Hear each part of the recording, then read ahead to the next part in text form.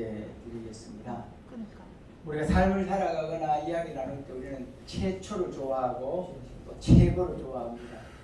그런 표현을 하면서 또 이렇게 와 하고 또 이렇게 또 우리 자랑스럽게 생각하기도 하고 우리가 또 박수를 쳐드리기도 합니다. 우리 강초로 목사님은 우리 남쪽에 오셔서 97년도에 남쪽에 오셨습니다. 그래서 북쪽에 고향을 두고 남쪽에 오신 분이 중에서 최초의 목사님 되셨습니다. 그리고 제일 빨리 교회도 개척을 했습니다. 제가 말씀드리면서 98년도에 총신신도를 들어갔다고 말씀했습니다. 그때 북한 사람 모임이라고 거기서 북한을 위해서 기도하는 우리 전도사들 4명이서 조중 변경을 다니면서 첫 도착지가 가야 되잖아요. 비행기 타고 심양을 갔었습니다. 심양의 서탑교회라고 하는 곳에서 거기를 꼭 가봐야 된다 이렇게 하더라고요. 그 담임 목사님 오애은 목사님이라고 이분이 대단한 분입니다. 우리가 가기 전에도 듣고 또 가서도 듣고 이렇게 했다는 거죠. 그렇게 하면서 어쨌든 그 교회를 가보고 방문하고 그렇게 했다는 것이죠. 그렇게 하면서 아 이런 곳에서 조선정 목사님이 이렇게 영향을 끼치는구나 했었는데 세월이 흘러서 이제 쪽으로 넘어왔습니다. 강 목사님을 만나 뵀습니다. 강 목사님이 이제 그 전에 94, 5, 6년 정도 북쪽에 넘어왔다는 것이죠. 그곳에 머물면서 오해은 목사님께서 강 목사님을 직접 챙기고 키우고 가르치고 그렇게 해주셨다는 것입니다. 제가 그 이야기를 듣고 목사님 우리가 그때 갔었는데요 하니까 목사님이 감동하고 그런 적이 있습니다. 목사님이 남쪽에 오셔서 정말 많은 연구를 하시고 기도를 하시고 이렇게 하면서 북기총 전경회장님을 지내셨고요. 목사를 통해 들을 때 북쪽에서 넘어오신 분 중에 한 5, 60명 이상의 목사들이 있습니다. 신학생들까지 다 한 200여 명이 되리라고 생각합니다. 그 가운데서 목사님 제일 빨리 깃발을 들고 마찬가지로 같이 외치고 선도하고 또 남한 지역에 또 연구를 많이 하셨어요. 교회 역사 또 하나님의 축복 이런 거에서 글도 여러 글 쓰고 이렇게 하는데 목사님이 저한테는 꼭 보내주시고 이렇게 하는데 목사님 항상 쓰시면 그런 글들 저한테 먼저 보내주세요. 목사님 항상 보내주시고 제가 통소와 통건에 쭉 나누고 그렇게 하면서 우리 북한 성교학교를 할 때 목사님 1기부터 주강사님을 모시게 됐고요. 그래서 목사님하고 마음을 나누면서 우리 카이로스 아카데미에서 이 모임을 가질 때 목사님 제일 빨리 모셔야 되겠다. 아니 목사님 기꺼이 마음을 열고 이렇게 달려와 주셨습니다. 목사님 통해서 우리가 다시 한번 깨닫고 기도하고 하나님 앞에서 우리가 각오를 가지는 그런 시간이 되기를 원합니다. 목사님 나오실 때 하나님 앞에 영광 돌리고 반갑습니다 하는 마음으로 박수 한번 하겠습니다.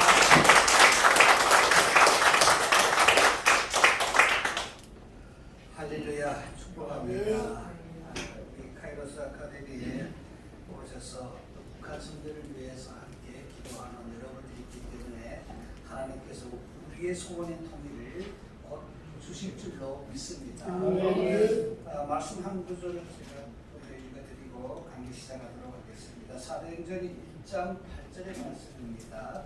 오직 성령이 너희에게 임하시며 너희가 권능을 받고 예루살렘과 온 유대와 사마리아와 땅 끝까지 이르러 내 증인이 되리라. 아멘. 예, 이제 소개하다시피 저는 북한에서 살다가 우리 자유 대한민국으로 자유를 찾아온 사람입니다. 저는 늘 이런 생각을 해봅니다. 제가 자유를 찾아서 이 대한민국에 왔지만 예수 믿는 사람이 아니었다면 지금의 내 모습이 어떤 모습이었을까 이런 생각을 제가 늘 해봅니다. 여러분 잘 아시겠습니다만 우리나라에 저같이 자유를 찾아오신 분들이 3만 5천 명이 되었습니다. 근데 제가 목회를 하면서 우리 탈북민들을 대부분 만나지 않습니까? 우리 탈북민들을 잘 살펴보니까 예수 잘 믿는 사람과 믿지 않는 사람의 차이는 엄청나더라고요. 자, 이게 무슨 차이냐면요, 뭐 잘 살고 못 살고 이런 차이가 아닙니다. 우리나라에 온 탈북민들의 대부분이 한국 사회에 와서 불평불만하는 사람들이 꽤 많습니다.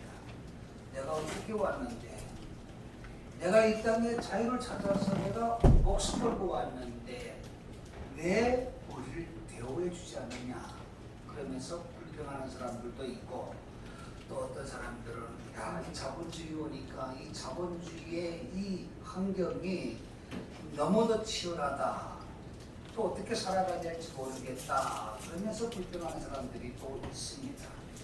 그런데 예수 잘 믿는 사람들은 이 환경을 따지지 아니하고 여기까지 인도해 주신 하나님 앞에 감사하면서 이 대한민국에서 열심히 살려고 노력한다는 것입니다. 이게 차이입니다. 여러분, 우리 예수 믿는 사람들 정말 우리 마음에 제일 먼저 가져야 되는 것이 감사입니다. 감사. 여러분들이 저보다 더 일찍 하나님을 믿고 오늘까지 온 줄로 제가 압니다만, 여러분, 우리 마음에 감사가 없게 되면 우리는 예수 믿기 참 힘들 겁니다. 이 감사라는 것이 우리 마음에 늘 있어서 우리는 그 감사를 기억하면서 오늘도 신앙생활을 하게 되는 것이죠. 자, 제가 오늘 이 자리에 섰습니다만은 제가 예수 믿기 쉽지 않았습니다. 너무 힘들었습니다. 저는 97년에 한국에 왔습니다만 탈북은 91년에 했습니다. 그래서 중국이라는 곳에 제가 갔는데 거기에 가서 우연히 내가 가고 싶어 간 것이 아니라 우연히 어떤 분을 만났는데 그분을 저를 데리고 간 것이 심양 서탑교회라는 곳이었습니다. 자, 저를 데리고 갈 때 야, 교회 가서 너 하나님을 믿어야 돼 이러고 데리고 간 것이 아니라 제가 불쌍해 보여가지고 그분이 교회 가면 밥도 먹여주고 잠도 재워준다 그 말에 귀가 솔깃해가지고 따라간 것이 심양 서탑교회였습니다. 그때 그 서탑교회를 담임했던 오해훈 목사님 저에게 이 성경책을, 제가 북한에서 왔다는 걸 아시고 저에게 이 성경책을 하나 선물로 주면서 하셨던 말씀, 주 예수를 믿어라. 그러면 너와 너의 집에 구원을 얻을 것이다. 아멘. 그리고 이 성경을 열심히 공부하라 그러더라고요. 성경에 내가 앞으로 가야 될 길이 있고 진리가 있다는 것입니다. 자, 탈북자의 한 사람이니까 내가 얼마나 막막했겠습니까? 앞으로 내 운명이 어떻게 될지, 나는 어떤 길로 가야 될지, 그것이 나한테 제일 갈등이었을 때지 않습니까? 그런데 이 성경책을 주시면서 여기에 길이 있다고, 진리 있다고 하시니까 제가 얼마나 호기심을 갖겠습니까? 그래서 이 성경책을 열심히 읽었습니다. 내 길을 찾기 위해서. 여기에 길이 있다고 하니까. 그런데 읽어봤는데 이 성경책을 읽어보면서 내 두 눈이 부심되더라고요. 아니, 어떻게 세상에 이런 책이 또 있나? 여러분, 북한에 가게 되면은 김일성 혁명 노작이라고 하는 책이 있습니다. 이거는 북한의 어린 아이로부터 시작해서 노인들까지 열심히 공부해야 될, 평생 공부해야 될 책입니다. 무슨 책인가 하면은 김일성이 어려서부터 북한을 통치하기까지 내던 이야기를 다 기록해 놓은 책입니다. 야, 누가 김일성하고 그렇게 어릴 때부터 같이 그렇게 생활했는지, 또 그 말을 어떻게 다 그렇게 수준해가지고 기록했는지, 그게 바로 김일성 혁명 노작이라는 것입니다. 이 성경하고 너무도 똑같습니다. 성경이 하나님의 말씀이지 않습니까? 그 책은 김일성 말을 기록해 놓은 책입니다. 그리고 성경을 딱 보니까 여기에 십계명이 있더라고요. 자, 그러면 그 책에는 또 뭐가 있는가 하면 노동당 10대 원칙이 있습니다. 너무 똑같더라고요. 그리고 십계명의 첫째가 뭐입니까? 하나님에는 다른 신을 섬기지 말라.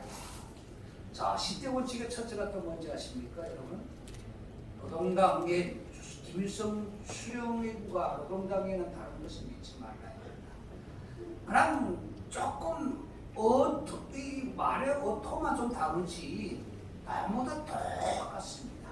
와, 그래서 이 성경을 딱 보는 순간에 야, 이건 위대한 장군님의 혁명 노작을 모방한 책이다.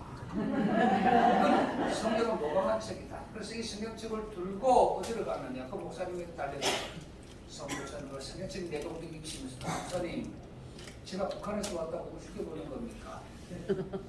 아니 이 책에 내가 앞으로 가야 될 길이 있다고 해서 읽어봤더니 이게 우리 위대한 장모님의 혁명 노작을 모방한 책이네요. 이런 책을 나도록 공부하라 그럽니까? 김일성에게 속공부만 해도 억울해 죽겠는데 또 하나님이라는 사람한테 또 속아야 됩니까? 그거 따졌습니다. 그리고 목사님하고 논쟁하기 시작했습니다. 나를 목사님이 안정시키면서 하셨던 말씀입니다. 너희는 북한에서 속아 살아왔다. 너네 김일성의 혁명 노작이 바로 이 성경을 모방한 책이다. 그러면서 너네 김일성의 어머니 이름이 뭔가 물으시더라고요. 제가 우리 장군님의 어머니 이름이 강관석이지요. 그랬더니 그 목사님 하시더라고요. 그 강관석이라고 하는 이름은 세상 사람들 쓰는 이름이 아니다. 그 이름은 우리 그리스도인들이 쓰는 이름입니다. 그 어머니가 교회 권사였다는 겁니다.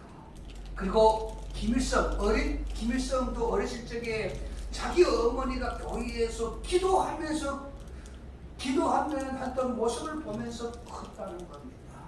그런 김일성이 교회를 어머니 따라서 교회 다니면서 이 교회의 모든 시스템을 잘 알아가지고 북한을 통치하는데 우리 지금 이 기독교의 모든 시스템을 북한에다가 적용을 해서 지금 북한이 완전히 사회비 장도 집단화됐다는 것입니다.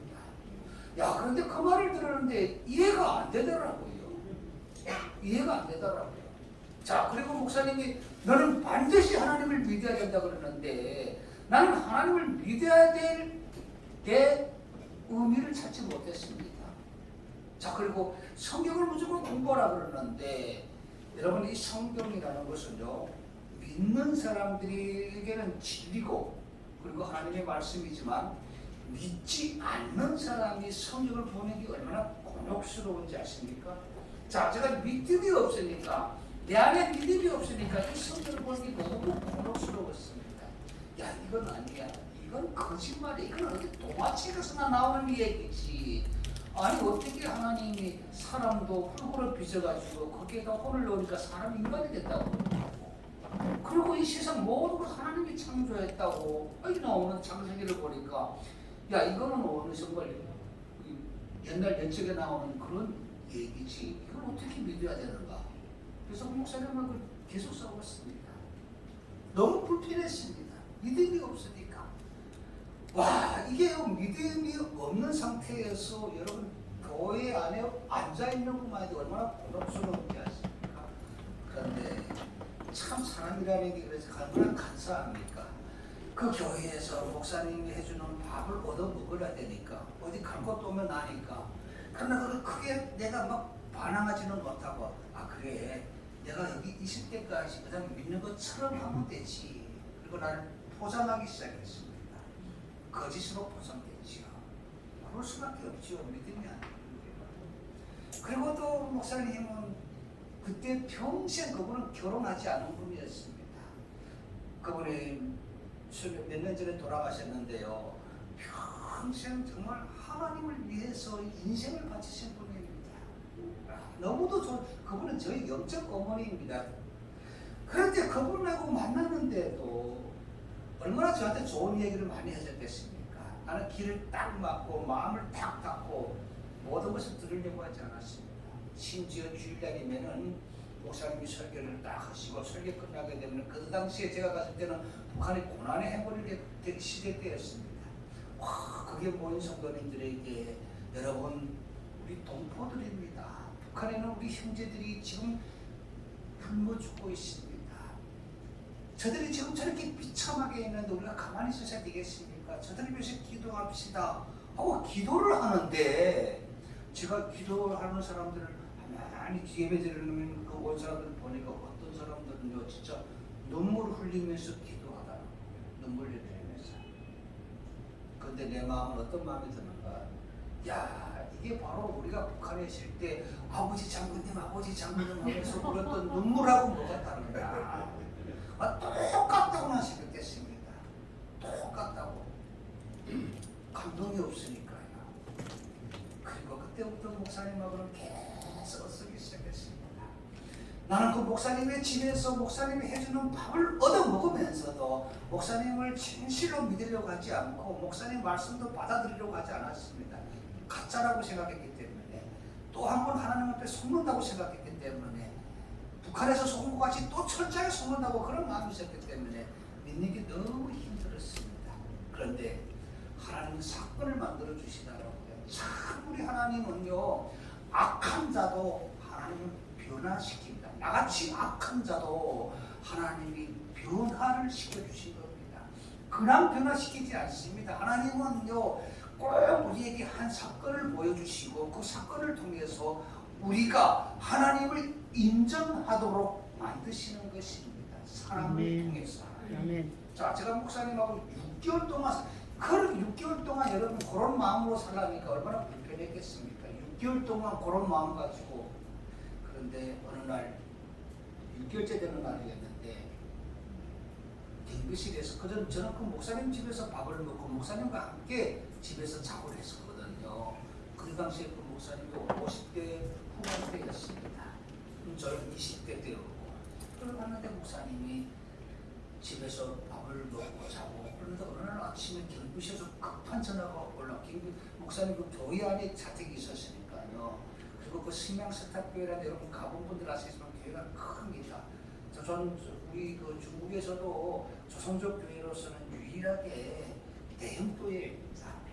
그러니까 경비실에서 전화가 쫙 올라오는데 목사님 나타났습니다. 공무원들이 지금 이 아침에 교회를 들이닥쳤습니다. 경비실에서 후에 알고 보니까 누군가가 목사님 집에 북한 사람이 와 있다고 고발을 한 겁니다. 그래서 그 아침에 공안들이 잡으려 목사님 집에 북한 사람이 와 있다는 정보를 알고 나를 잡으러 온 거죠. 근데 경비실에서 먼저 목사님한테 전화로 알려준 거죠. 그럼 목사님이 나를 잡으러 온 거 아시죠? 내 운명이 오늘 하나님 앞에 달려있다. 하나님은 너를 사랑하실 것이다. 하나님은 오늘 너를 살려주실 것이다. 그러면서 공안들이 잡으려고 왔으니까 겁먹지 말라는 겁니다. 그래서 기도하자고 하더라고요. 저더러. 와, 근데 화가 확 올라오더라고요. 목사님, 하나님이 난 하나님 안 믿지 않습니까? 인정하지 않지 않습니까? 그 위험한 속에서 화가 나는데 무슨 생각이 드는가 하면 아니 이 목사님이 진짜 나를 사랑하는 거냐? 나를 사랑하면 야 너 공안이 들으면 잡으라 빨리 도망가 창문을 뛰어내리든지 어디를 가든지 빨리 도망가 이래야 옳지 않습니까? 그런데 그 순간에 기도하자니까 너무 화가 나더라는 거예요. 목사님 진짜 나를 사랑하는 겁니까? 내 목사님 기도하는데 하나님 이 영혼을 살려주시옵소서. 이 한 영혼을 하나님 손에 달려 있습니다. 하나님 살려주세요. 뭐 간절하게 기도하더라고요. 그리고 저더러 이제는 공안들이 더 올라오니까 도망갈 데도 없다는 겁니다. 집안에 그 목사님 집안 한 3편 남짓합니다. 아니 조금 방장 작죠. 그런데 중국 사람들은요 창문이 없는데도 이런 벽에다가 커튼 같은 천 집들이 많습니다. 목사님 가운데 그때 창문이 없는데 이런 두꺼운 커튼을 쭉 쳐놨습니다. 그냥 보기 좋게. 그런데 목사님이 저들은 그 뒤에 숨으라는 겁니다. 제가 숨었습니다. 공안들이 대답했습니다. 내놓으라는 걸 알고 갔다고 협박하더라고요. 여러분 그날 목사님이 무슨 생각을 하실까요? 나 같은 한 사람이 필요할까요? 아니면 목사님에게는 교회가 더 중요할까요? 또 목사님이 더 중요할까요? 나는 여러 가지 생각을 해봤습니다. 여러분 목사님에게는 교회가 더 중요했을 것입니다. 그리고 목사님이 더 자신에 비해서 더 고민을 많이 했을 것입니다. 지금도 그렇습니다만 그 당시에도 북한 사람을 보호하다가 발각되게 되면 잡혀갑니다. 지금 중국에도 마찬가지입니다. 지금도 그렇습니다. 북한 사람을 보호에다가 발각되게 되면 그 보호해준 사람까지 잡혀갑니다. 자, 목사님이 내가 거기서 체포되게 되면 목사님도 수갑을 차고 잡혀가야 되고 교회는 어떻겠습니까? 목사님에게는 저보다 교회가 더 중요하지 않을까요? 그럼에도 불구하고 공안들에게 맞서다라고 모른다. 그런 사람 오기는 왔는데 배고프다 해서 밥 한 끼 먹여버리는데 뭐가 잘못인가? 아주 담대하게 그런 담이 어디서 오는지 그날 정말 하나님이 역사하셨어요. 그 목사님이 너무 완강하게 나가시니까 그 공무원들이 다음에 오면 신고하세요. 가버리더라고. 야, 그 조그만 집안에 감히 내가 숨을 다는 생각을 못했을 적을 아니면은 하나님이 그들의 눈을 가르쳤죠. 하나님이 그들의 눈을 가르쳐가지고 그분들의 마음을 하나님이 움직이게 했죠. 뒤져보지 못하도록. 그리고 목사님이 엄마가 그러면 다음에 오면 신고하세요 하고 또 뭐라 한참 말하더니 그들이 철수해서 가버렸습니다. 저는 그 겉에 계속 다 들었지 않습니까? 그리고 내가 겉을 공안들이 간 다음에 겉을 내고 쫙 나왔는데 목사님의 얼굴에도 땀이 듬뿍이고 등에 땀이 쫙 얼마나 긴장됐겠습니까? 그런데 나는 감동이 없었습니다. 무슨 생각인지 아십니까? 야, 이 목사님이 왜 나를 살려줄까? 분명히 여기에는 어떤 목적이 있을 것이야. 그리고 제가 나와서 목사님에게 따졌습니다. 목사님, 나는 목사님에게 분명히 알고 싶은 것이 있습니다. 오늘 이 위험한 순간에 왜 나를 위해서 목사님 희생한 겁니까? 나는 이것을 분명히 알고 싶습니다. 이 교회에 와보니까 젊은 사람들이 없는데 나를 잡아두고 일 시켜먹기 위함이 아니었습니까? 얼마나 제가 교만했습니까? 목사님에게 그렇게 따졌습니다. 근데 그런 나도 목사님이 참 품어주면서 하셨던 말씀, 그 말씀이 바로 하나님의 말씀으로 들려지다. 지금도 내 마음에 그 말씀을 담고 삽니다. 목사님이 그러시더라고요. 내가 네 말처럼 우리 아들도 아니고 내 친척도 아닌데 왜 너를 이렇게 내 생명까지 던져가면서 보여주냐고 물었는데 나는 목사다. 내가 목사로서 내 생명 하나 지켜주지 못하고 어떻게 내가 감히 하나님 앞에 설 수 있겠느냐. 성경에 보게 되면은 하나님이 한 생명이 천하보다 귀하다고 그랬다. 나는 그 말씀에 충실했을 뿐이다. 와, 그 말씀을 딱 듣는데 이 마음에 성령의 뜨거운 그 성령의 뜨거운 폭발이 막 일어난다. 그때 내가 깨달았습니다. 야, 이게 바로 믿음이구나. 이게 바로 신앙이었구나 하는 걸 그때 그 목사님을 통해서 알게 됐습니다. 아들도 아니고 친척도 아니지만 나 같은 사람을 위해서 그 목사님이 희생했던 것이 바로 신앙이었다는 것입니다. 믿음이었다는 것입니다. 그걸 그날 알았습니다. 여러분, 우리 믿는 사람들이요, 야, 이 세상이 왜 이래 이런 말을 많이 하지 않습니까? 아닙니다. 세상이 이런 게 아닙니다. 우리가 한 사람이 정말 하나님의 일꾼으로서 하나님이 우리에게 주신 사명을 잘 감당하게 되면 우리를 통해서 세상은 반드시 변합니다. 이 악한 세상이 변합니다. 나는 이 악한 내가 그 목사님의 그 현실을 보면서 하나님을 인정하게 되고 변화된 것입니다. 그날 제가 목사님에게서 세례를 받고 그리고 내가 오늘까지 그리스도인으로서 살고 있는 것입니다. 그리스도인으로서. 자, 여러분, 우리 남북 간에 지금 분단이라고 하는 이 아픔이 얼마나 아픕니까? 얼마나 아픕니까? 제가 한국교회에 와보니까 우리 한국교회 거의 대부분 교회들이 그러더라고요. 목사님들, 장로님들, 권사님들 대부분이 다 그러더라고요. 야, 이 정치 때문에 우리가 지금 통일 안 되는 거야. 이 정치를 바로해야 되는데 이 정치하는 것들이 정치를 잘못해가지고 우리가 통일 안 된다고 그렇게 모든 걸 정치에게 다 이렇게 떠맡기더라고요. 그런데 저는 그렇게 보지 않습니다. 워낙 정치는 사기입니다, 여러분. 워낙 정치는요, 우리가 그냥 정치 하는데요, 정치는 우리 믿을 가치가 없는 것입니다. 보십시오. 우리나라의 정치꾼들도 보십시오. 북한의 김정은도 다 정치꾼들이 아닙니까? 이 정치 때문에 우리 분단이 자꾸 되어지고 정치 때문에 우리는 자꾸 이 민족의 갈등이 심해지는 것입니다. 여러분, 정치에 희망이 있다고요? 아닙니다. 저는 절대로 인정할 수가 없습니다. 자, 통일은 우리 그리스도인들에게 주신 하나님의 가업입니다. 아멘. 그래서 저는 이렇게 생각합니다. 통일의 힘은 정치하는 사람들에게 있는 것이 아니라 우리 한국 교회에 있다라는 말씀드리고 싶습니다. 그래서 하나님은 지금 오늘 우리 한국교회가 정신 차리라고 오늘 우리 한국교회에 하나님이 사인을 주는 것입니다. 자, 이번에 코로나 2년 동안 우리 한국교회만 아니죠. 여러분, 세계 여러 나라에 나갔던 우리 많은 선교사님들이 철수에 들어왔습니다. 특히 공산국가에 가서 선교하던 저 중국에 나가서 선교를 많이 하셨던 선교사님들이 거의 대부분이 다 철수에 들어왔습니다. 용서하고 들으세요.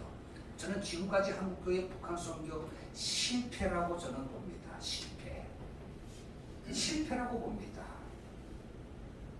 자, 그동안 우리 선교사님들이 많이 중국으로 갔습니다. 북한 하나 변화시키지 못했습니다. 그래서 하나님께서 코로나라는 걸 이 위기를 주셔가지고 우리를 다시 이 조국으로 불러들인 겁니다. 선교 사역자 하시는 분들을 불러드렸습니다. 자, 저는 기도하면서 하나님, 이 코로나의 의미에 어디에 둬야 됩니까? 기도했습니다.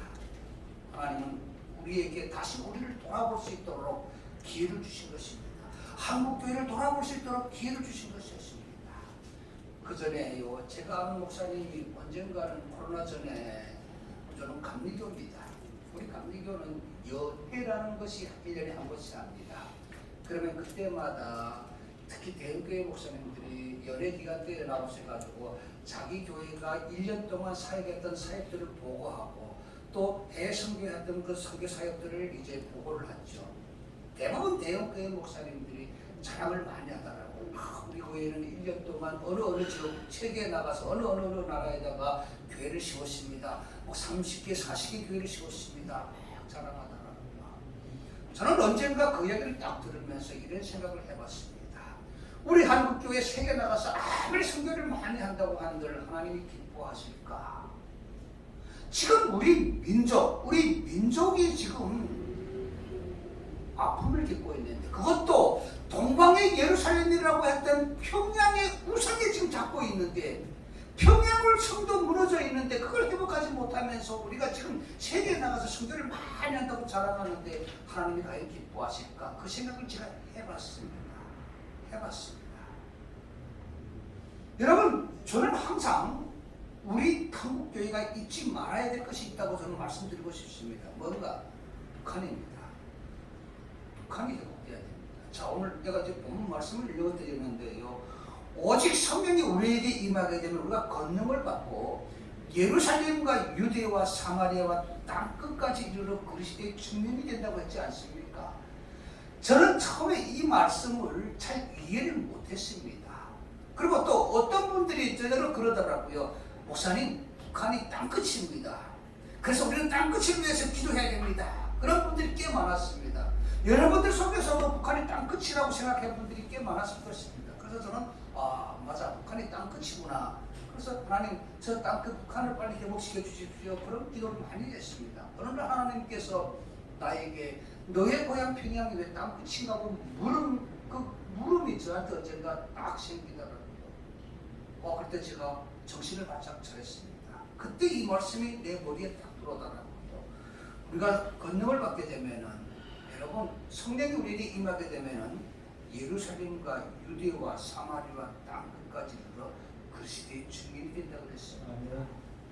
자, 왜 예루살렘을 제일 앞에다 놨을까요?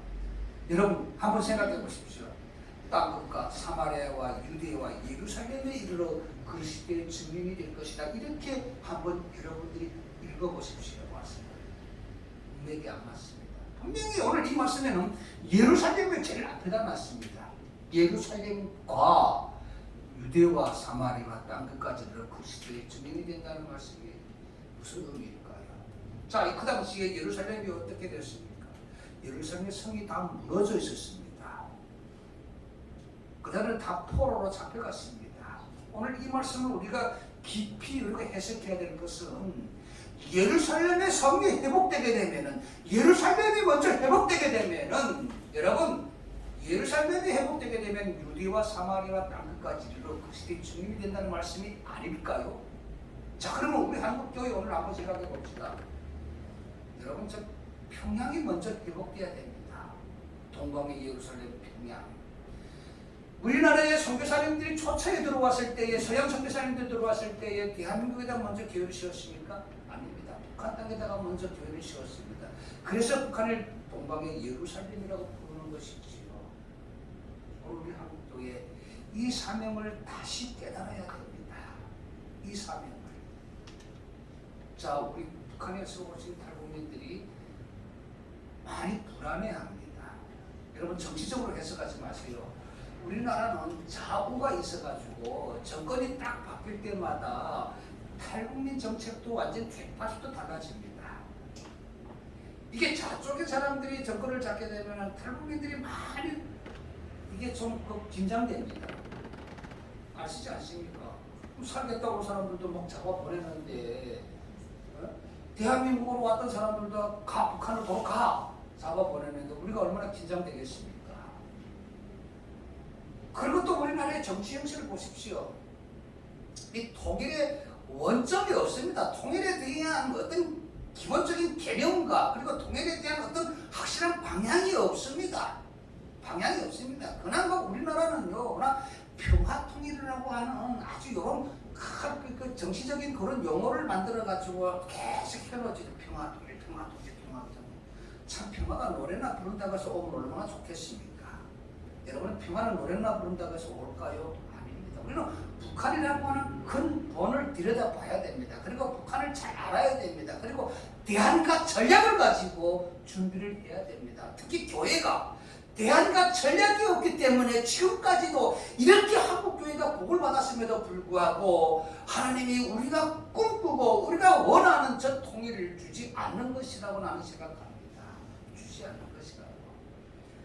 자, 모르겠습니다. 제 생각입니다. 용서하고 들으세요. 선교사님들도 많이 우리 중국에 가셨고 또 이제 지금의 며칠 전인가 우리 30년 한중 수교가 30년 해가 되었다 그러더라고요. 올해가. 자, 30년을 돌아다 봅시다. 얼마나 많은 대한민국 사람들이 돈 싸들고 중국 가서 돈 번다고 중국에 얼마나 많이 갔습니까? 제가 중국에서 한국에 오기 전에도 제가 한국의 기업가들이 몇 명 안 사람들이 있습니다. 지금 한국에 왔는데 그분들이 참 어렵게 삽니다.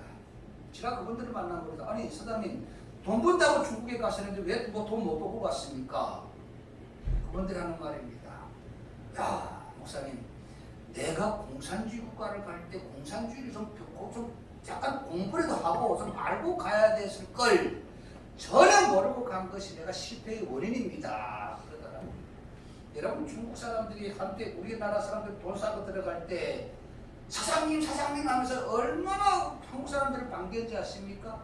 한국 사람이 세 사람의 길을 가는데 누군가 뒤에서 사장님 하게 되면 다 돌아보는 게 그게 바로 우리 한국 사람들이었습니다. 그리고 우리 한국 사람들이 옛날에 중국에 얼마나 많이 갔습니까? 많이 갔습니까? 그런데 어떻습니까? 사업에서 돈 번다고 갔던 사람들이 다 망한 것이 아니라 망하지 않았습니다. 다 빼앗기고 왔습니다. 다 빼앗기고 왔습니다. 제가 보는 견해는 그렇습니다. 이 중국 사람들이 중국 공산당이요 우리나라 사람 사업가들 들어갈 때 사장님 어서 오십시오. 그때 납작 엎드렸다가 이 공장이 다 씌워주고 생산물이 왁왁 나오고 할 때부터는 딱 벌써 달라집니다. 쫓아버리기 시작해요. 그 공장을 뺏기 위해서. 그래서 우리나라 사람들 다 빼앗기고 왔습니다. 여러분 이런 실패가 왜 오는지 아십니까?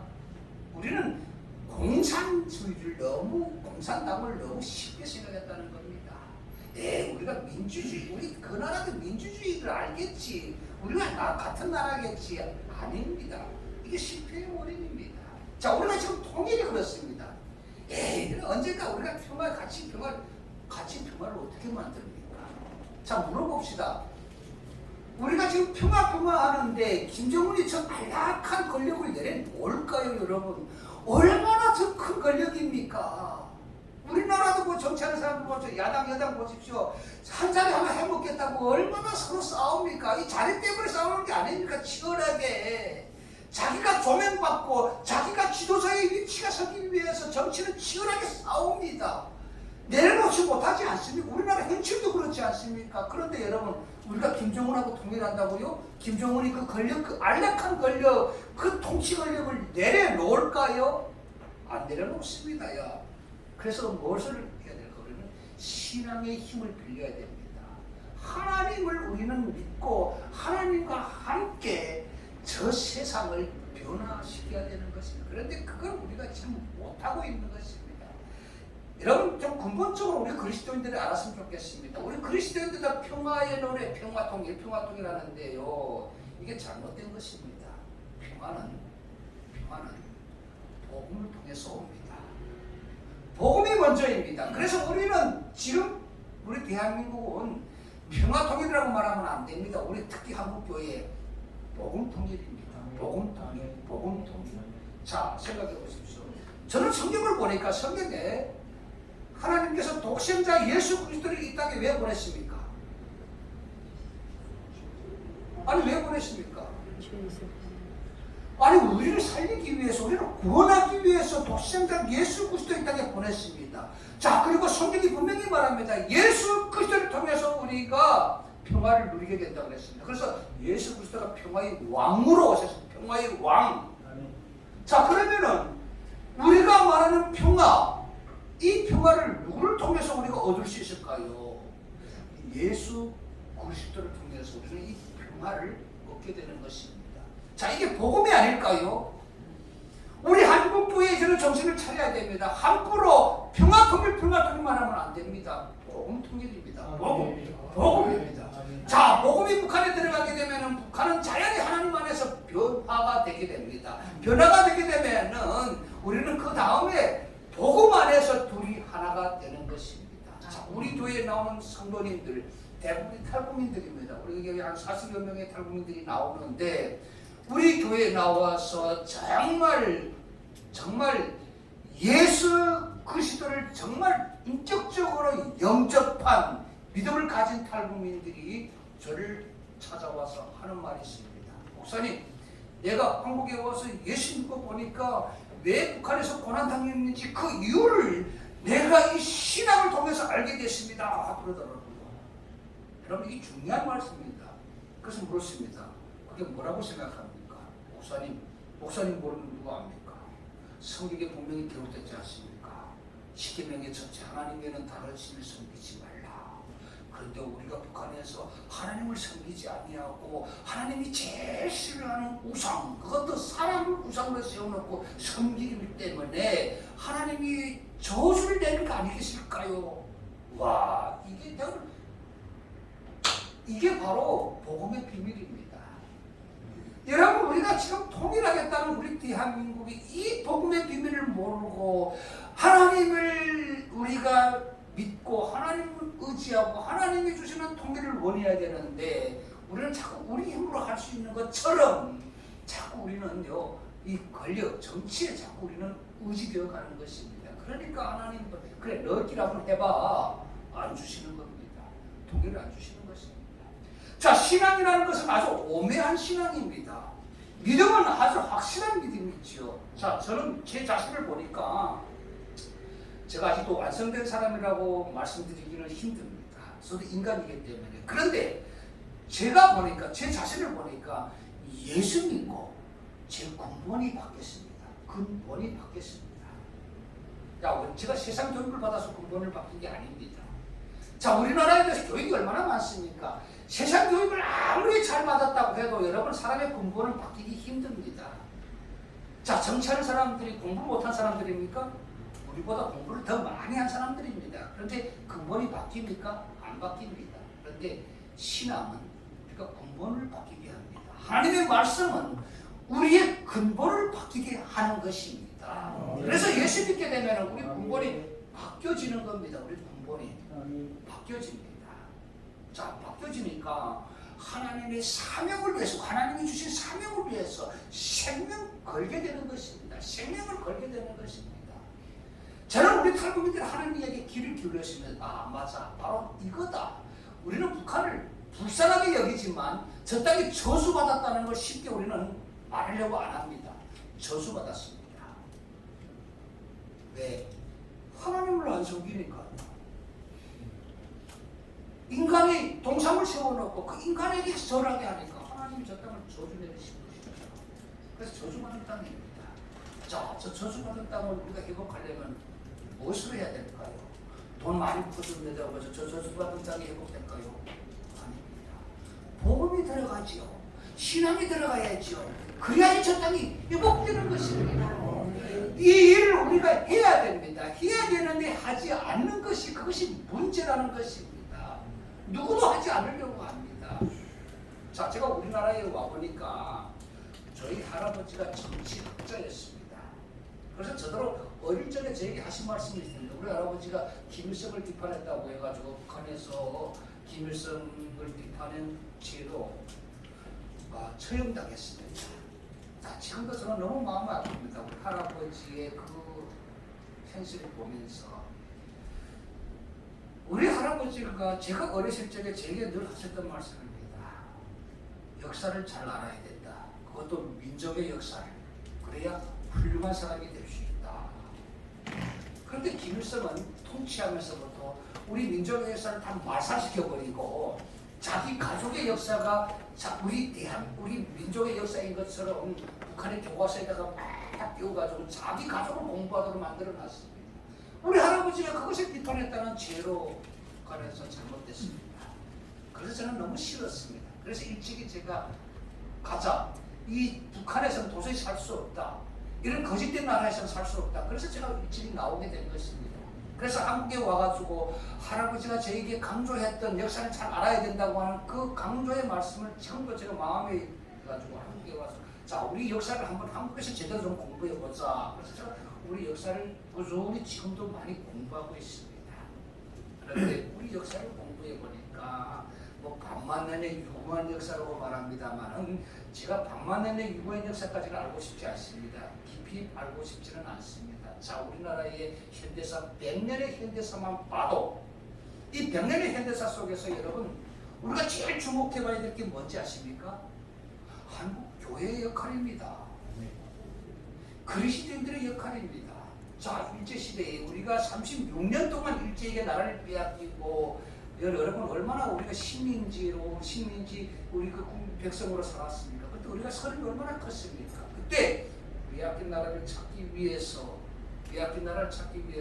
독립운동에 앞섰던 사람들의 거의 대다수가 기독교인들이었습니다. 맞습니까? 기독교인들이었습니다. 그리고 여러분 3.1운동을 주도했던 33인의 반 이상이 기독교인들이었습니다. 기독교인 인정하십니까? 그리고 우리나라의 애국가에 하나님이 보호하사 대한민국이 만세라고 기록되어 있죠. 요즘 이상한 사람들이 또 이게 너무 급한 것 기독교적인 뭐가 이걸 빼자고 또 정신 나간 사람들이 있다라고요.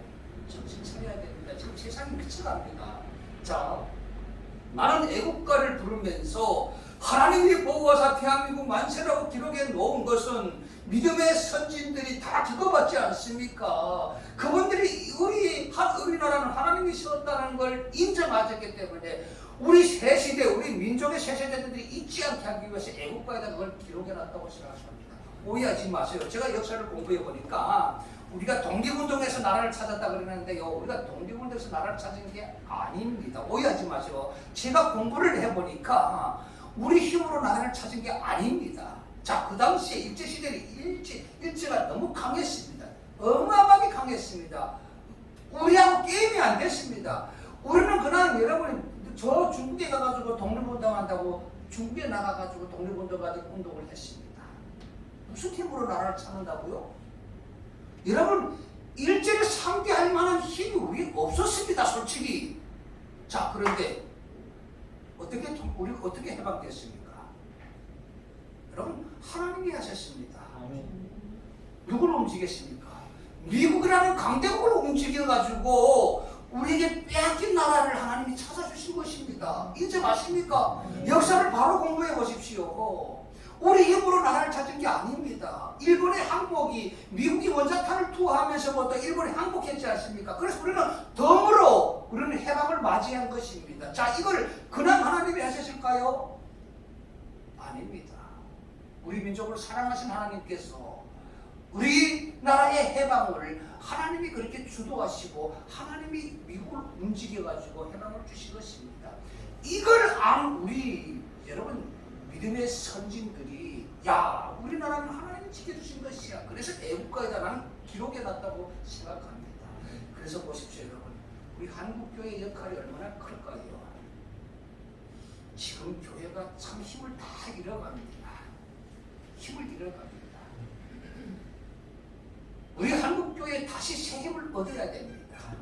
제가 우리나라의 치고대학이라고 하는 모 대학교에 가서 강의할 기회가 있어서 강의를 하는데, 야, 보니까 어떤 분이 그 교수님이거더라고요. 우리나라 치고대학이라는 거 제가 이름을 밝힐 수 없습니다만 뭐 유튜브도 나가고 해가지고 그 대학에 갔는데 교수님이 그러더라고요. 아, 우리나라에서 치고대학이라는 겁니다. 그래서 나도 수준 높은 강의 좀 해달라고 부탁하더라고요. 제가 어떻게 수준 높은 강의를 하고, 저는 북한에서 살다 온 사람인데 저는 부담되었습니다. 그래서 강의 딱 첫째 그 듣고 학생들에게 이야기를 했습니다. 여러분의 교수님이 여러분의 이 대학 우리나라에서 최고 대학이라고 하시면서 여러분들이 우리나라에서 제일 똑똑한 사람들이라고 말씀하시면서 나도록 수준 높은 교육을 강의를 좀 해달라고 부탁했는데 죄송합니다. 저는 북한에서 살다가 온 사람입니다. 제가 어떻게 감히 여러분들에게 수준 높은 강의를 할 수 있겠습니까? 그런데 오늘 여러분들에게 분명히 해주고 싶은 얘기 있습니다. 우리나라에 와서 제가 애국가를 부르면서 너무도 큰 감동을 받았습니다. 하나님이 보호하사 대한민국 만세라고 하는 이 가사를 부르면서 마음에 막 격동이 일어나고 감동이 일어났습니다. 여러분, 하나님이 보호하시는 대한민국에서 태어나서 살고 있다는 걸 긍지스럽게 여기십시오. 이 긍지심을 잃어버리지 마십시오. 그러니까 제가 강의를 1시간 강의를 마쳤습니다.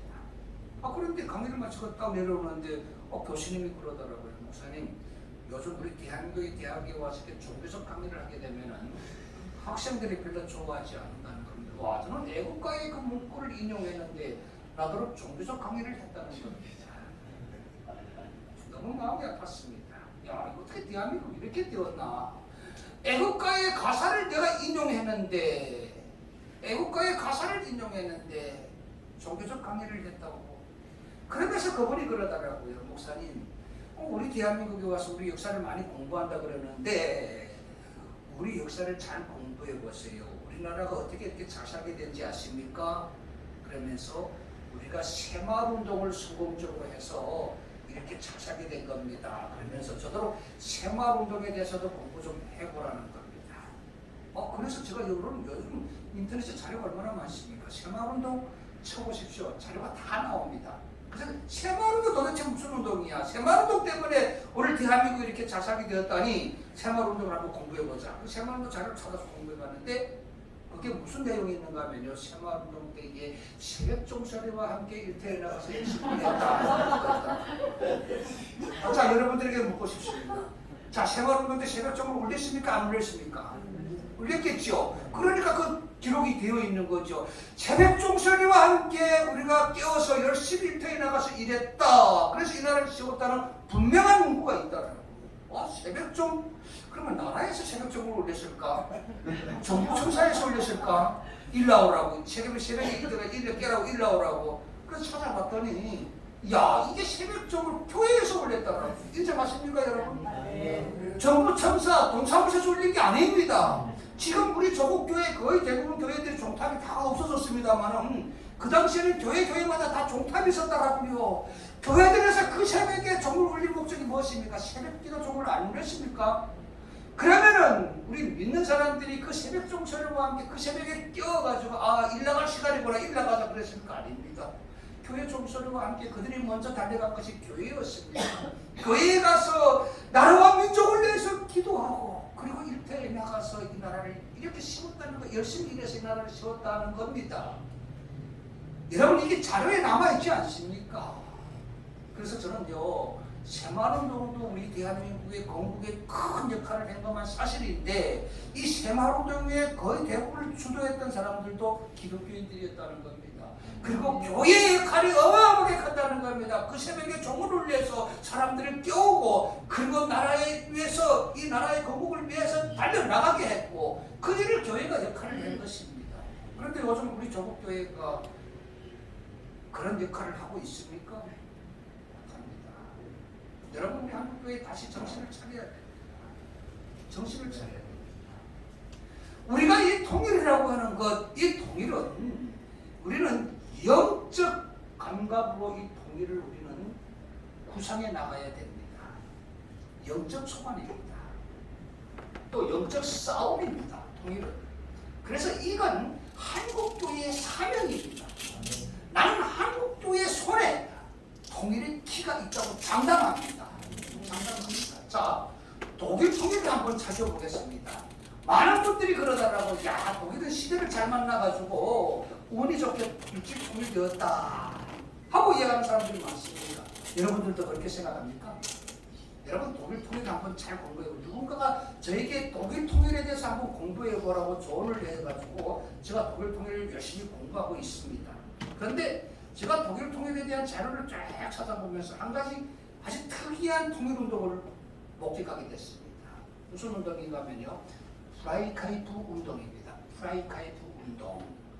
아직도 통일되었는데 이 운동이 그렇게 잘 알려지지 않았습니다. 독일이 통일된 게 지금 수십 년이 지났는데도 아직도 이 통일운동이 많은 사람들에게 알려지지 않았어요. 왜? 비밀 통일운동이었습니다. 이 프라이카이프 운동은 그 당시에 서독이었던 통일운동, 비밀 통일운동이었습니다. 무슨 운동이었는가 하면요, 서독 교회들과 서독 민간단체들이 연합을 해가지고 돈을 어마어마하게 모금을 했다라고요. 돈을. 그런데 그 모금한 돈을 어디다 갖다 줬느냐? 동독, 그 당시에 가난한 동독에다 갖다 퍼졌습니다. 우리도 평화통일하면서 세금을 얼마나 많이 북한에 갖다 줍니까? 우리처럼 그렇게 퍼준 겁니다. 근데 우리하고 분명히 다른 점이 뭐냐? 우리는 공짜로 줬죠. 우리는 공짜로 주죠. 그들은 공짜로 주지 않았습니다. 절대로 공짜로 주지 않았습니다. 그 어마어마한 돈을 그 동독에다가 프라이카이프 운동하면서 퍼주고 그들이 분명한 대가를 서독으로 가지고 갔는데 그 대가가 뭐였느냐? 그 당시에 동독 감옥에 갇혀있던 그리스도인들, 공산국가에서 여러분 그리스도인들이 얼마나 가시였겠습니까? 그러니까 그 예수 믿는 사람들이 그 당시에 다 감옥에 가다였는데 그 사람들과 정치범들이 몸값으로 그걸 지불해 준 겁니다. 몸값으로 지불해 주고 그들을 서독으로 데리고 간 것입니다. 아이러니하게도 그때 돈 주고 데리고 간 사람들의 숫자가 34,000명이고 우리 지금 들어와 있는 탈북민 숫자보다 아이러니하게도 거의 비슷합니다. 자, 그러니까 그게 무슨 운동이었습니까? 사람 살리는 운동, 생명 살리는 운동이었습니다. 자, 그들을 데려다가 뭘 했느냐? 야, 우리가 너희들 돈 지불하고 데리고 왔으니까 이제는 이 민주주의 국가에서 너희들이 열심히 잘 살아. 방치하지 않았습니다. 그들의 교회들이 다 품었습니다. 서독 교회들이. 그리고 그들에게 뭘 가르쳐줬느냐? 여러분, 자유에 대한 가치를 가르쳐줬습니다. 자유에 대한 가치. 여러분, 이 자유에 대한 가치라는 것이 무엇인지 아십니까? 여러분, 요한복음 8장 32절의 말씀을 보게 되면은 진리가 너희를 자유케 할 것이라는 말씀이 있습니다. 진리가 너희를 자유케 할 것이다. 자, 그런데 이 말씀에서 진리가 무슨 진리를 말할까요? 그리스도의 진리가 아닐까요? 다시 말해서 복음이 아닐까요? 나는 복음이라고 생각합니다. 그래서 그 소독 사람들이 그 동독 사람들을 데리다가 그 사람들에게 이 요한복음 8장 32절의 말씀, 진리가 너희를 자유케 할 것이라고 하는 이 진리의 가치를 그들에게 알려준 것입니다. 아멘. 자, 그들이 이 신앙을 통해서, 말씀을 통해서 이 진리의 가치를 알면서 자유에 대해서 눈뜨기 시작했습니다. 우리는 정치가 우리를 자유케 하는 줄 알았는데, 정치를 통해서 우리가 자유를 얻을 줄 알았는데 이게 아니었구나. 그리스도의 진리, 이 그리스도의 진리 안에서 우리가 진짜 자유를 얻을 수 있구나 하는 걸 그들이 알게 된 겁니다. 이 비밀을 그들이 알게 됐습니다. 그리고 그때부터 그 탈동독인들이 34,000명이나 되는 그 탈동독인들이 뭘 했는가 하면요, 다양한 비밀 루트를 통해 가지고 다양한 비밀을 또 지금 우리나라에 들어온 탈북민들도 다양한 북한하고 내통하는 다양한 루트가 있습니다.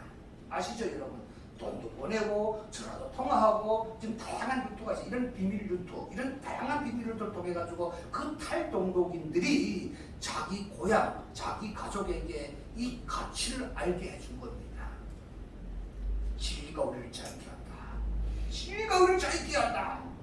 그래서 그때부터 동독 사람들이 이 마음에 이 자유에 대한 열망이 막 끌어올리기 시작했습니다. 아, 진리, 그리스도의 진리, 이 진리 속에서 우리가 자유케 되는구나. 그 동독 사람들이 마음에 이 열광이 막 이기 시작했습니다. 자, 그때 하나님께서 어떤 사건을 만들어서십니까? 다 하나님의 섭리 속에서 이루어진 것입니다. 사랑이 한 그 사람도 없습니다. 우리가 볼 때는 야, 그 동독이 참 시대를 잘 만나가지고 우리 종교 통일다 아닙니다. 다 그 밑에는요 그들의 꾸준한 복음의 여러분 노력들이 있었다는 겁니다. 자, 그때 어떤 사건이 일어났습니까? 동독의 한 지도자가 서방의 언론을 끌어들여가지고 뭘 했으면 자기네 나라도 자유를 허용한다는 마치 자랑하기 위해서 했지 않습니까? 서방 언론을 끌어들여가지고 이제부터 우리도 여행의 자유를 허용할 것입니다. 이 말을 딱 했는데 이게 TV에 확 나갔지 않습니까? 동독 TV에. 자, 그랬을 때 동독 사람들, 특별히 동베를린 사람들이 TV를 통해서 그걸 딱 들으면서 뭘 했어요? 아, 자유다! 하면서 그들이 확 일어났습니다. 이게 역사적 자료에 나오지 않습니까? 이게 자료에 나와 있습니다. 그리고 보십시오, 여러분. 성니콜라이 교회 그 탄압 속에서도 그들은 꾸준히 여러분 통일을 위해서 기도했습니다. 그때 하나님이 때가 되었기 때문에 그 동서독의 통일을 하나님이 만들어 주신 것입니다. 누구를 통해서? 사람을 통해서, 사람의 실수를 통해서 만들어 주신 것입니다. 그 사람이 자유를 허용합니다는 말에 사람들이 자유하고 일어났습니다. 일어날 때에 맨손으로 일어났습니까?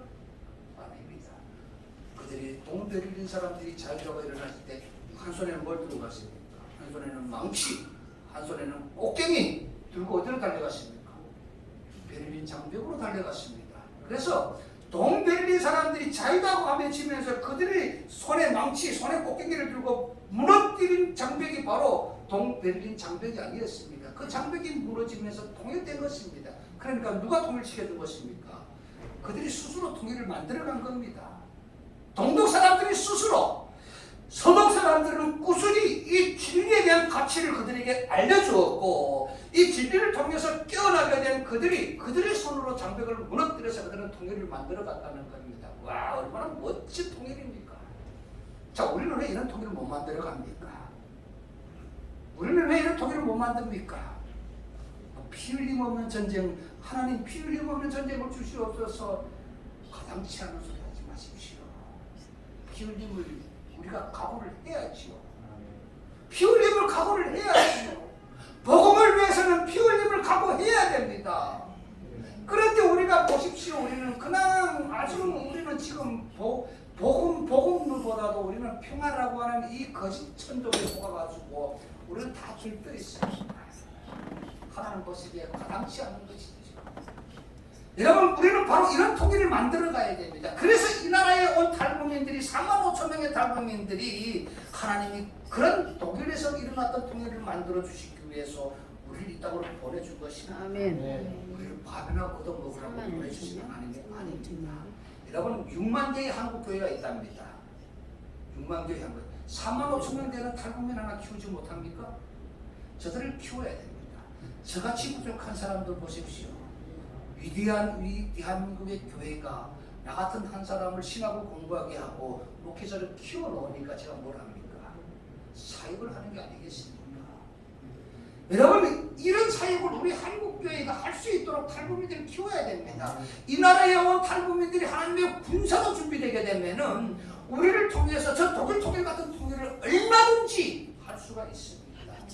여러분, 저는 장담합니다. 내가 장담합니다. 자, 우리나라에 들어온 탈북민들을 우리 한국교회가 잘 저같이 목회자로 잘 키워가지고 북한 선교에 전념하게 하게 되면은 우리가 이 독일처럼 여러분 다양한 비밀을 통해가지고 북한에다가 복음을 집어넣습니다. 네. 그렇게 되면요 북한 사람들이 깨어납니다. 나는 반드시 깨어납니다. 왜? 진리이기 때문에. 아멘. 말씀이 진리이기 때문에 저들이 깨어납니다. 자, 저들이 깨어나게 되면 어떻게 될까요? 야, 우리가 지금까지 고난당하는 게 하나님이 제일 싫어하는 이 사람을 우상으로 섬겨서 우리가 이렇게 저주받은 거, 이 비밀을 알게 해야 되는 겁니다. 그러면 그다음 어떻게 할까요? 야, 자유를 찾자. 신앙의 자유를 찾자. 그리고 일어납니다.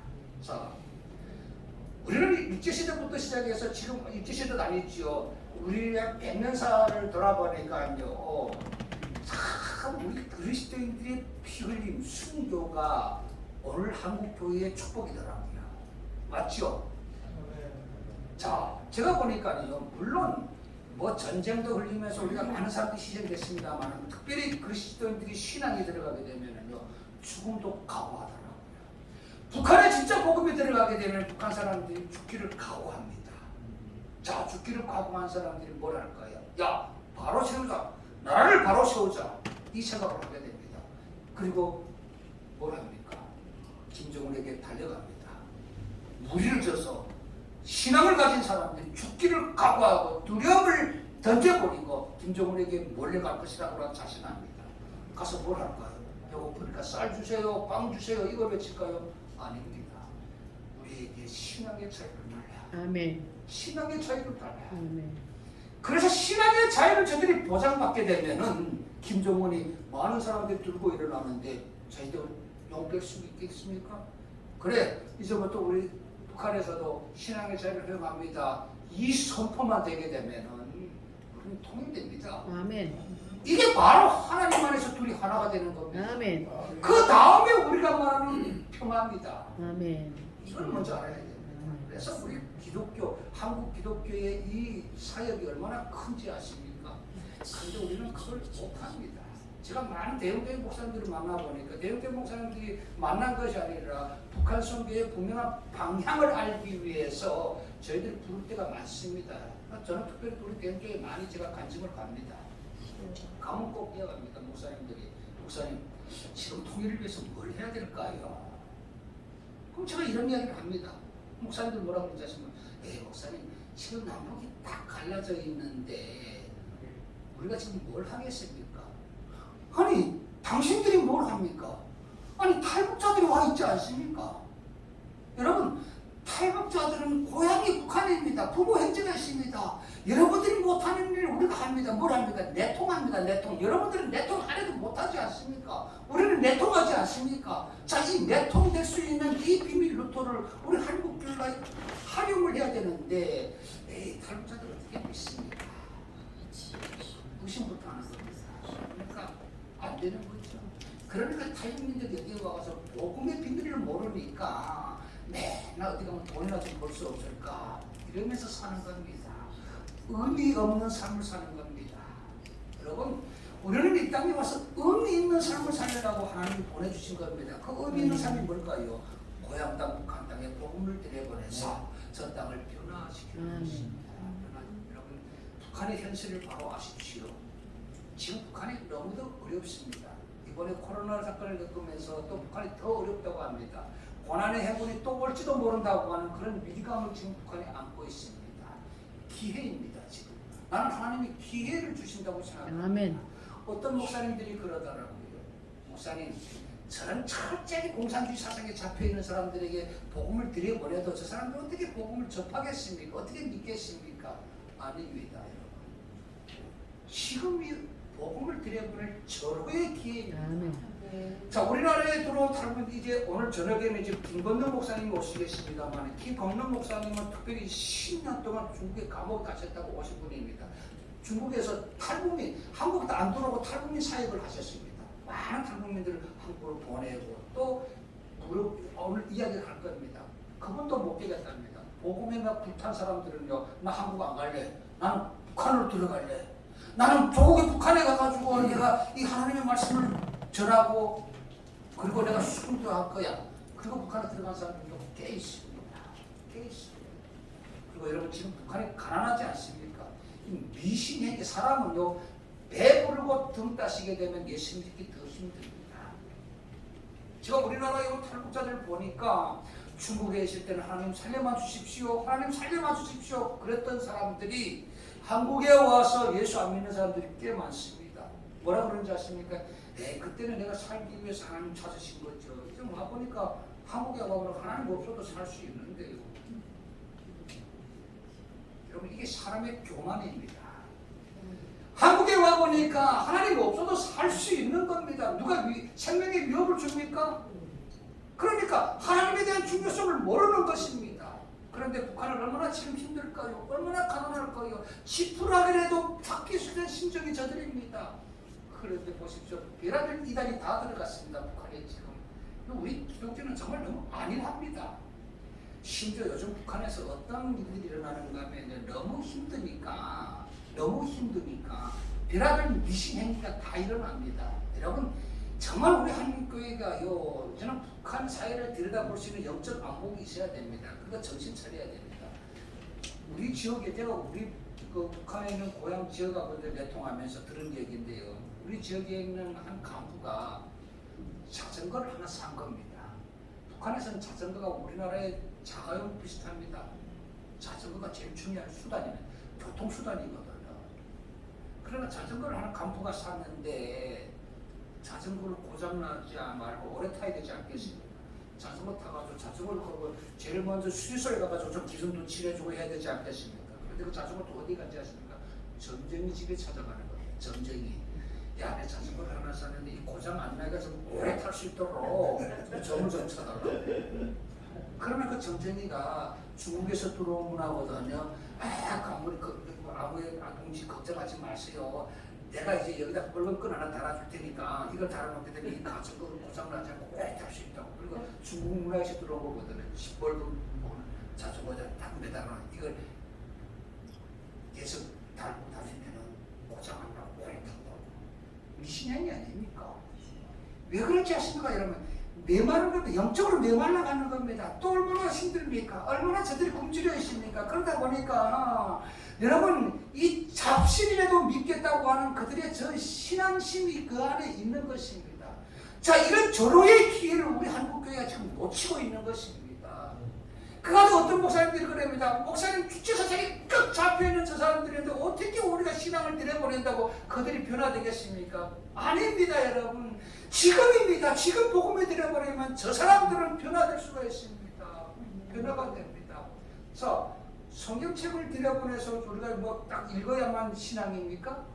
목사님도 우리나라처럼 생각, 우리 신앙생활 아닙니다, 여러분. 공산국가라는 특이성을 알아야 됩니다. 우리는 살다고 왔기 때문에 여러분 이 성경책을 저들에게 지금 당장 들여보내서 성경책을 읽으면서 할 수는 없습니다. 개인의 성경책을 두고 다 발각되면 그들이 처형당할 수 있는데 남은 죽을 일이 있습니까? 그러나 우리가 할 수 있는 일이 있습니다. 제가요 북한의 지인들에게 전화를 하면서 얘기를 했습니다. 야, 예수 믿어. 예수 믿으면 너희들이 구원을 얻어. 너희가 하나님 안에서 축복을 누리면서 살 수 있는 근거들이 너희들이 얼마나 많은지 알아? 안 믿기 때문에 너희 힘든 거야. 이걸 저들하고 저희들하고 이걸 이해시키는데 참 시간이 많이 걸렸습니다. 그랬더니 어느 날인가 나도 예수 믿고 싶다고 고백하더라고. 근데 어떻게 믿어야 되나? 어떻게 믿게 할까요? 간단합니다. 내가 그랬습니다. 야, 뒷동산에 가가지고 너희들이 보기에 좋다고 하는 나무를 하나 가지를 꺾어. 나무 가지 꺾어서 뭘 만드냐? 십자가를 만들어. 십자가 만드는 방법을 알려줬습니다. 그런데 그 십자가 크기를 너네 집안에 김일성 사진이 달려있잖아. 집안에 다 김일성, 김정일 사진이 걸려있잖아요. 그 사진보다 조금 더 크게 만들어. 십자가를. 그 십자가를 어떻게 하느냐?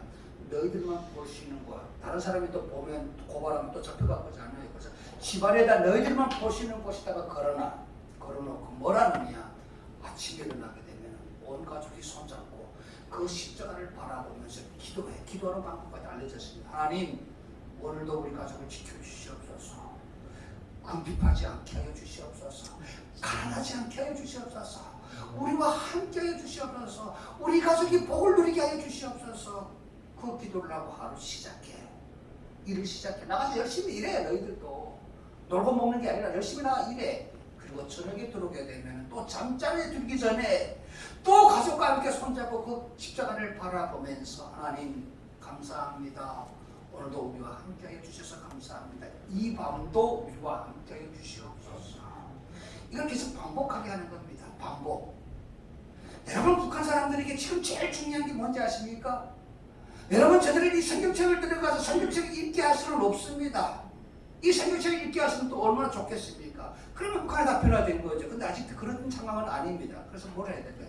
십자가를 먼저 알게 해야 됩니다. 예수님에 달려서 피 흘리신 십자가, 보혈의 십자가, 이 십자가를 먼저 저들에게 알게 해야 됩니다. 그리고 이 십자가에 감동된 북한 사람들 보신 하나님이 감동하셔서 저 북한도 이제 대변화를 주실 것이라는 확신합니다. 그때 우리가 들어가가지고 얘기를 하는, 그때 우리는 이 성경을 보여주고 저들 교육시키는 겁니다. 여러분 이 십자가를 안 사람들이 성경을 쉽게 접하는 것입니다. 십자가를 모르는 사람들이 나는 탈북에 나왔을 때 십자가를 모르니까 내가 어떻게 성경을 접하기 힘들었지 않습니까? 북한에서부터 십자가를 알았다면 예수님이 우리를 위해서 피 흘려 죽었구나, 돌아가셨구나. 이게 바로 하나님의 말씀이구나. 이걸 진실로 깨달았으면 성경을 읽기 얼마나 쉬웠을까요? 그걸 못된 것입니다. 오늘 여러분 저녁까지 저는 여러분들과 함께 북한 선교에 대해서 같이 나누고 싶습니다. 제 제한된 시간 때문에 다 말씀을 못 드립니다만 여러분 정말 이제는 여러분이라도 구원해야 됩니다. 제가 도마에서 하는 얘기 아닙니다. 여러분 목사님들이 너무 고리타분해졌습니다. 우리나라 목사님들이 너무 고리타분해졌습니다. 이제는 평신도들이 일어나야 됩니다. 평신도들이 복음 통일에 대한 사명을 가지고 교회를 키우고 목사님들이 키워야 됩니다. 평신도들이 일어나게 되면 얼마든지 할 수 있습니다. 목사님들은 어떻게 야간자 목사님 괜히 국가 선교한다고 나라 정치꾼들을 정치하는 사람들을 자극하게 되면은 원래 교회만 공격받습니다. 그래서 자기 교회가 공격받을까봐 목사님들은 감히 국가 선교 안 하는 교회들이 너무 많습니다. 대부분이 그렇더라고요. 목사님 북한 선교하다 괜히 지키게 되면은 우리가 공격받습니다. 교회가 공격받습니다. 그래서 우리가 지금 그냥 기도만 하면 되는 것입니다. 그런 교회가 얼마나 많은지 아십니까? 여러분 한국 교회가 기도가 부족해서 지금 통일 안 된 것 같습니까? 내가 97년도에 왔는데 97년도부터 우리 한국 교회는 꾸준히 통일을 위해서 기도해 왔습니다. 우리가 얼마나 기도 많이 해왔습니까? 여러분 많은 분들이 우리가 기도가 부족해서 아직도 통일이 안 됐다고 하는 사람들 있어요. 나는 그렇게 생각하지 않습니다. 기도를 이제 이만큼 하면 됩니다. 이제부터는 뭘 해야 되는지 아십니까? 행동해야 됩니다. 행동. 기도를 했는데 행동하지 않았기 때문에 우리는 아직도 통일을 맞이할 수 없는 것입니다. 지금 하나님이 원하시는 것은 행동하기를 원하는 겁니다. 한국교회가 행동하고 한국의 그리스도인들이 행동하기를 원하는 것입니다. 행동이 무엇입니까? 삶에 옮기는 것이 아닙니까? 삶의 실천이 아닙니까? 그런데 우리는 그냥 기도하자 이게 아주 인에 배했습니다. 어느 교회에 가가지고 목사님들하고 말씀하면 목사님 북한을 살려야 됩니다. 탈북민들 살려야 됩니다. 그러면 목사님 기도합시다. 하나님이 다 하십니다. 이게 너무 쉽게 나옵니다. 맞습니다. 하나님이 다 하십니다. 그런데 우리가 하지 않는데 하나님이 하십니까? 우리가 깨닫지 못하는데 우리가 행동하지 않는데 우리가 그 사역의 복음의 우리가 행동을 하지 않는데 하나님 하신다고요? 아닙니다. 하나님은 우리를 깨우시는 하나님이십니다. 우리가 깨웠다면은 여러분 우리가 깨어났다면은 우리는 행동을 해야 됩니다. 여러분 이제 북한 선교는 행동입니다. 여러분 이제 오늘 이 강의를 잘 들으시고 정말 이제는 북한 선교 이 민족을 살리기 위해서 기원하는 여러분 되시기를 바랍니다. 오직 성령이 너에게 임하게 되면 너희가 권능을 받고 예루살렘과 유대와 사마리와 땅 끝까지 이르러 그리스도의 증인이 되리라. 나는 이렇게 이것입니다. 오직 성령이 우리에게 임하게 되면은 여러분 우리가 권능을 받고 평양과 유대와 사마리아와 땅 끝까지 이르러 그리스도의 증인이 될 것입니다. 평양이 먼저 회복되어야 됩니다. 우리 한국교회의 제일 큰 사명이 평양 회복입니다.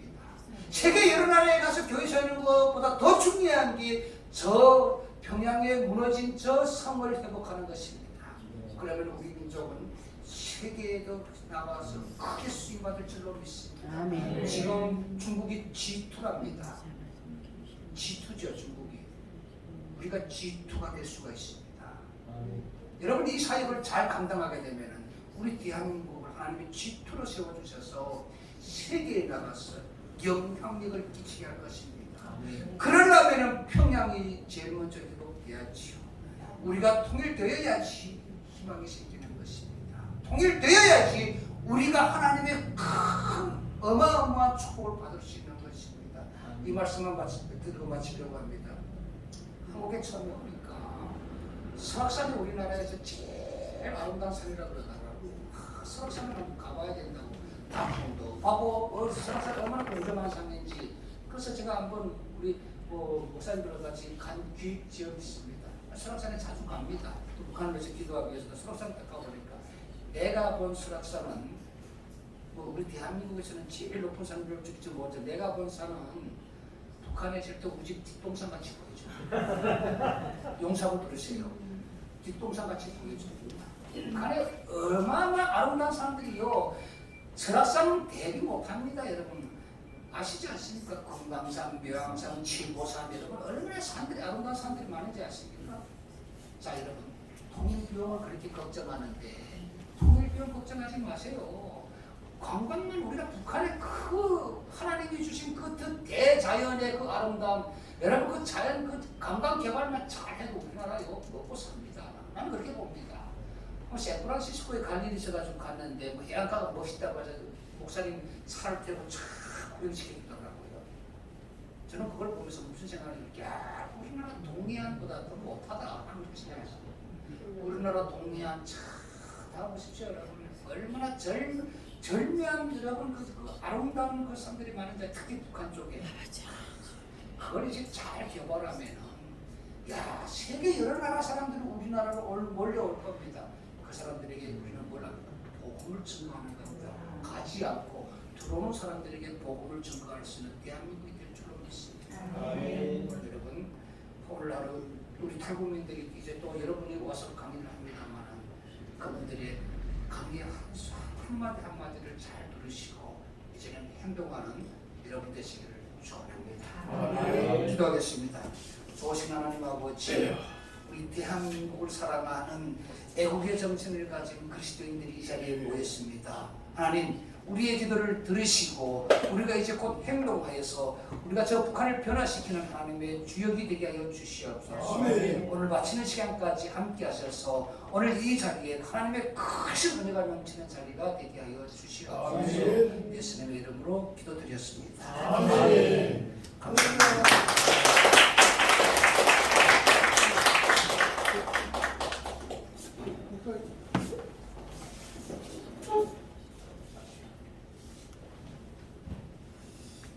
예, 할렐루야. 우리 정말 열정과 순교적인 그 각오로 지금까지 사역을 감당하시고 오늘 그 모든 그 내용들의 기도로 증거해 주신 우리 김철호 목사님께 다시 한번 뜨거운 박수 한번 드립니다.